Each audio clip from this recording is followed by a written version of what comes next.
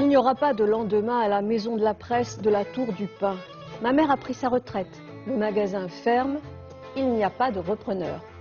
J'ai envie de raconter un peu une histoire que j'ai vécue, qui est l'histoire du commerce que tenait ma mère, qui était une maison de la presse librairie, dans laquelle j'ai grandi pendant plus de 20 ans, et qui a fermé il y a quelques années. Vous dites dès les premières lignes de ce texte que vous écrivez, vous, le fils de commerçant, vous écrivez ce texte comme par réfraction. Quand on vit dans une librairie, on est entouré des grands auteurs, et donc quand on écrit un premier texte, on est toujours un peu impressionné. Effectivement, au moment où le rideau métallique va tomber, comme d'ailleurs sur d'autres commerces, vous ressentez à quel point finalement vous êtes aussi atteint que votre propre mère, alors que vous n'êtes plus dans cette boutique-là au quotidien. Alors c'est vrai qu'au quotidien, je ne suis plus dans cette boutique, mais cette boutique, elle m'a formé, j'ai grandi dedans, et en fait, elle est une part consubstantielle de moi, et dont je me rends compte à la fermeture du magasin. Et vous sentez à quel point aussi à ce moment-là, sans qu'elle le dise, sans qu'elle en parle, votre mère fait corps avec cette boutique.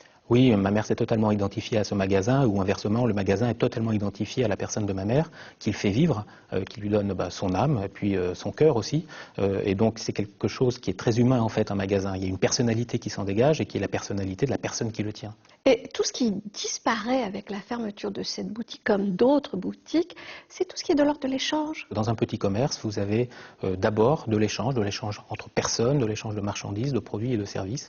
Et dans des petites villes, les commerces ont des liens sociaux indispensables. Et pour vous, leur fermeture n'est pas forcément inéluctable, ou bien oui, il faut l'admettre. La fermeture des petits commerces n'est pas inéluctable. Elle tient simplement à vous, à moi, c'est-à-dire elle tient aux gens, à nous de les fréquenter.